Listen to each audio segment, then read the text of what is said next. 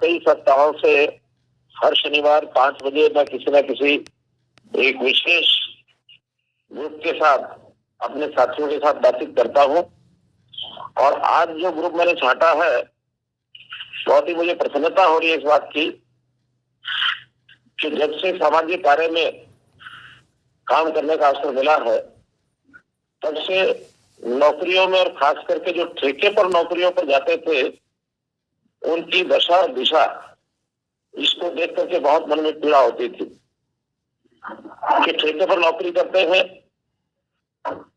तनख्वाह जो घोषित की जाती है पता नहीं वो मिलती है कि नहीं मिलती है, मिलती है तो हस्ताक्षर करा लिए जाते हैं और बाद में इसके कुछ न कुछ पैसे को वापस लिया जाता है, अथवा कैश में कम पैसे दिए जाते हैं। ना तो कोई ईएसआई का करने का विषय है, न ईपीएफ कटता है, भविष्य का भी कोई भरोसा नहीं होता कि कब कौन ठोकर मार दे। और बहुत समय से ये मांग हमारे बहुत से ऐसे कर्मचारी संगठन है, उनकी ओर से भी उठती रही है कि इस ठेकेदारी प्रथा को खत्म करें।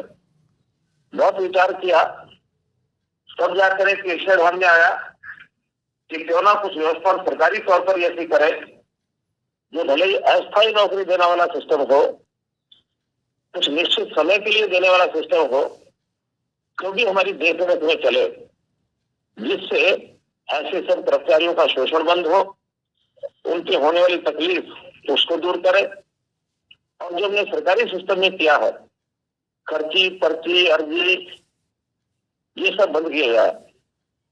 सरकारी नौकरियों में तो हमने बहुत पहले से ही पारदर्शिता और मेरिट के आधार पर नौकरी देनी शुरू कर दी थी, लेकिन ये ठेकेदारी प्रथा, इसमें लगातार एक फाइल बनी हुई थी। लेकिन आज मुझे बड़ी खुशी है कि हमने ये जो नौकरियां भले अस्थायी दे रहे हैं, भले कम समय के लिए दे रहे हैं, जरूरतमंद लोगों को मिल रही है, पारदर्शिता से मिल रही है, और उसमें भी एक जो मेरिट का विशेष ध्यान रखा जाता है, ताकि जहां भी कहीं समय पर इन नौकरियों के लिए वर्क फोर्स की, लोगों के काम करने वाले लोगों की जरूरत पड़ती है, कम से कम समय में उनको उपलब्ध कराया जाता है। हमारी अन्य एजेंसी भी है, चाहे वो स्टाफ सिलेक्शन कमीशन है या फिर एचपीएससी है, वहां नौकरी का जो एक लंबा सिस्टम, विभागों को समय पर ऐसे लोग मिल नहीं पाते, तो एचकेआरएन जो हमने हरियाणा कौशल विकास निगम ये बनाया है, इस हरियाणा कौशल रोजगार निगम में जब भी कोई मांग आती है तो कम से कम समय में उसको हम पूरा करते हैं। प्रारंभ में थोड़ी कठिनाइयां जरूर आई, लेकिन अब सारा सिस्टम बड़ा स्मूथ हो गया है। और इस स्मूथ सिस्टम में लगभग पिछले 2 महीने में जो प्रयोग के तौर पर प्रारंभिक चरण की नौकरियां थी, 3227 नौकरियां ये हम दे चुके हैं।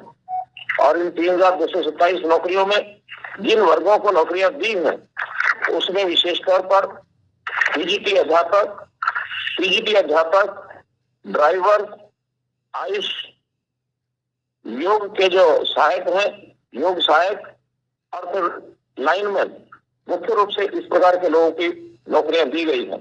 इसमें 4 लेवल बनाए गए हैं, लेवल 1, लेवल 2, लेवल 3, लेवल 4।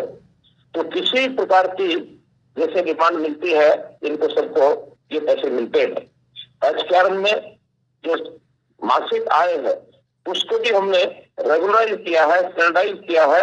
और जो पहले डीसी रेट के हिसाब से कहीं कुछ पैसा मिलता था, कहीं कुछ पैसा मिलता था, अब उसके लेवल निश्चित कर दिए गए हैं। बहुत लोगों को जो पहले पैसा मिलता था, उससे काफी बड़ी मात्रा में उनकी वृद्धि करके भी उनको पैसा मिला है। हमने जो पहले से ठेके पर कर्मचारी रखे हुए थे, सरकार के डिपार्टमेंट भी उसको जो रखती है, उनको भी इसमें आने के लिए और एक ऑप्शन भी है, छूट भी है कि वो भी एचकेआरएन पोर्टल पर आ सकते हैं। ऐसा उनको एक ऑप्शन दिया गया है। और इसमें भी मुझे बताते हुए बड़ी खुशी हो रही है आपको कि लगभग 90,000 से ऊपर ऐसे जो कर्मचारी ठेके तौर पर चल रहे थे, 94,038, इनको भी इसमें और शिफ्ट कर दिया गया है, पोर्ट कर दिया गया है। अब ये कुल संख्या मिलाकर 97,000 से भी ऊपर हो गई है जो HKRN के माध्यम से और नौकरी कर रहे हैं।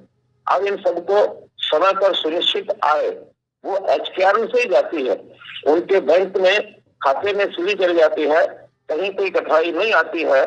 तो इस प्रकार का एक ये जो सिस्टम है जो हमने शुरू किया है, और इस सिस्टम के माध्यम से जो जरूरतमंद लोग हैं, जब हमारी आवश्यकता होती है, हम HKRN पोर्टल पर उनको वहां दर्ज करते हैं। तो बाद में केवल रजिस्ट्रेशन का काम बचता है। इस रजिस्ट्रेशन के लिए पहले चरण में हमने उन्हीं लोगों को और रजिस्टर करवाया है जिनके पास कोई ना कोई अनुभव था, एक्सपीरियंस था। लेकिन ऐसे अनुभवी लोग जब उनकी हमारी आवश्यकता के हिसाब से उनकी संख्या उस रजिस्ट्रेशन में नहीं मिलती है, तो फिर नए लोग भी उसके अंदर और प्रवेश कर सकते हैं और रजिस्टर करवाए लोग आ सकते हैं। अलग अलग प्रकार से प्राथमिकताएं दी गई हैं। अनुभव की भी प्राथमिकता है। जो कोई व्यक्ति अंत्योदय परिवार से है, जो जिसकी आय कम है परिवार की, ऐसे लोगों को भी विशेष प्राथमिकता दी गई है। मेरिट को भी प्राथमिकता दी गई है। तो इन सब प्राथमिकताओं के आधार पर जो एक रैंक बनता है, उस रैंक से और बहुत जल्दी हम जो है उन नौजवानों को और सिलेक्ट करके अब डिपार्टमेंट को भेजते हैं, डिपार्टमेंट में नौकरी लगते हैं। अब इसमें कई प्रकार के आयु वर्ग की कैटेगरी, जैसा 18 वर्ष के बाद व्यक्ति काम करने के लायक हो जाता है। लेकिन हमारा मानना यह है कि 18 वर्ष से 25 वर्ष तक की आयु ऐसी होती है, यदि परिवार सहयोग करे और यदि हमारी उस प्रकार की परिस्थितियां ऐसी हो, तो मेरा आप लोगों से आग्रह है, मेरी सलाह है कि ऐसे बच्चों को अपनी पढ़ाई, अपनी स्किलिंग, इस पर ही ध्यान देना चाहिए, जोर देना चाहिए। हाँ, यदि परिवार की आवश्यकता ऐसी है कि काम करना आवश्यक हो तो काम की ओर आगे बढ़ना चाहिए। 25 से लेकर के और 40 साल तक की ऐसी आयु है जिसमें हम भी इस HKRN पोर्टल से विशेष प्राथमिकता देते हैं कि उस आयु में व्यक्ति परिवार भी संभालता है, उसकी आवश्यकता भी अधिक होती है, तो उसको भी प्राथमिकता जरूर दी जाती है। तो इस प्रकार से बहुत से ऐसे पैरामीटर हैं जिनकी आवश्यकता को ध्यान में रखते हुए और हम ये नौकरियां देते हैं। तो ऐसी अगर ये कहा जाए कि ये जो ठेकेदारी प्रथा है, उस प्रथा को हमने समाप्त किया है। बल्कि मैं तो ये कहूंगा कि खाली ठेकेदारी प्रथा नहीं है, ये प्रथा एक प्रकार की ठग प्रथा बनी हुई थी। इस ठग प्रथा को हमने समाप्त किया है और प्रारंभिक चरण में चाहे वो बहुत कम संख्या में 3-3.5 लोगों को हम दे पाए हैं, लेकिन आज आपसे बात करते हुए मुझे खुशी हो रही है कि जब भी आप काम में नहीं थे और अब आपको काम नए सिरे से मिला है, तो परिवार चलाने के लिए आपको कितना ही लाभ हुआ होगा, कितनी आपको ये खुशी हुई होगी। ये बात भी ठीक है कि नौकरी में कभी कभी व्यक्ति को लगता है कि उसकी जो मेरिट है या उसकी जो क्वालिफिकेशन है, उसके हिसाब से उसको नौकरी नहीं मिली है। आवश्यकता हमें मानो ग्रुप बी के लेवल की नौकरी की है, लेकिन बेरोजगार हो सकता है, पोस्ट ग्रेजुएट बैठे हो, तब भी आपको कोई ना कोई काम मिला हो, आप अपने आप को अंडर एम्प्लॉयड समझते हो, तो भी अगर न से कुछ होना भला, तो अगर आपकी नौकरी नहीं है, आपको जो भी एक मिला है अवसर काम करने का, उसमें आपको तुरंत आना चाहिए। हाँ, आगे बढ़ने के लिए सदैव रास्ते खुले हैं। ऐसा नहीं कि ये जो काम आपको मिला ये अंतिम काम है, ये तो क्षणिक आवश्यकता के हिसाब से थोड़े समय का काम है। आपको लगातार आगे भी अपने आप को बढ़ाने के लिए योग्यता के अनुसार या फिर योग्यता बढ़ाते रहने के लिए भी समय निकालना, अतिरिक्त पढ़ाई करना, अतिरिक्त अपने आप को कौशल विकास के लिए बहुत से अवसर मिलते हैं, उस कौशल यानी स्किलिंग के लिए आगे बढ़ाना, और जहां भी कोई अवसर मिले पक्की नौकरी प्राप्त करने के लिए उसका मौका छूटना नहीं चाहिए। चाहे वो स्टाफ सिलेक्शन में कोई नौकरी हो अथवा HPSC में हो, अपनी योग्यता के हिसाब से लगातार उसके अंदर आगे बढ़ना चाहिए। आपकी मेरिट यदि कम है तो मेरिट बढ़ाने के लिए समय समय पर पढ़ाई करके परीक्षा बार बार जो आपकी एलिजिबिलिटी टेस्ट है उसके माध्यम से आपको आगे बढ़ना चाहिए। हमने अभी ग्रुप C के लिए जो कॉमन एलिजिबिलिटी टेस्ट पास कराया है बच्चों को, 3.25 लाख ऐसे साथियों ने और ये टेस्ट पास किया है। इस वर्ष में उनमें से लगभग 35,000 नौजवान और ग्रुप C में नौकरी के लिए और सिलेक्ट किए जाएंगे। इसके तुरंत बाद ग्रुप D के लिए और CET का जो टेस्ट होगा, कॉमन एलिजिबिलिटी टेस्ट का, उसमें भी जिनको उसमें नौकरी नहीं मिलती है ग्रुप C सी में, उनको डी में भी जाने में आपत्ति नहीं होनी चाहिए, क्योंकि आखिर न करने से कुछ करना भला होता है, उसमें लगना चाहिए। लेकिन मैं फिर कहूंगा, अपनी योग्यता बढ़ाकर बार बार परीक्षा में जाकर के अपने आप को आगे बढ़ाने का अवसर ये बहुत मिलता है। कहीं एक जगह रुकना नहीं है, चलते चले जाना है, चलते चले जाना है। हम अब नौकरी कर रहे हैं, साथ में अपना कौशल को भी बढ़ा रहे हैं। ऐसा जरूरी नहीं है कि सरकारी नौकरी सबको प्राप्त हो। पक्की नौकरी अथवा कच्ची नौकरी, हो सकता है दोनों में से कोई न मिले। ऐसे अपने साथियों को भी हम लोग को प्रेरित करना है कि अपने कौशल विकास के माध्यम से जो भी कोई साधन अपने को मिलते हैं, उन साधनों से कोई ना कोई स्वरोजगार के नाते भी आगे हमको बढ़ना ये नहीं छोड़ना चाहिए। अपना उद्देश्य है हर किसी को रोजगार मिले। वो रोजगार स्वरोजगार भी हो सकता है, वो छोटा उद्योग भी हो सकता है, कोई घरेलू व्यवसाय के अंदर हम काम करके अपनी आय को बढ़ा सकते हैं, प्राइवेट नौकरी हो सकती है, सरकारी नौकरी हो सकती है। तो इस प्रकार के बहुत से अवसर हैं। अंतर्गतवा मैं यही कहूंगा कि प्रदेश के सब लोग को रोजगार मिले। हर वर्ष लगभग 4000 ऐसे नौजवान जो 18 वर्ष की आयु को पार करके आगे बढ़ते हैं, सब लोगों को कोई ना कोई काम मिले, चाहे वो अपने पारिवारिक काम में जुटे अथवा स्वरोजगार में जाए अथवा नौकरी में जाए।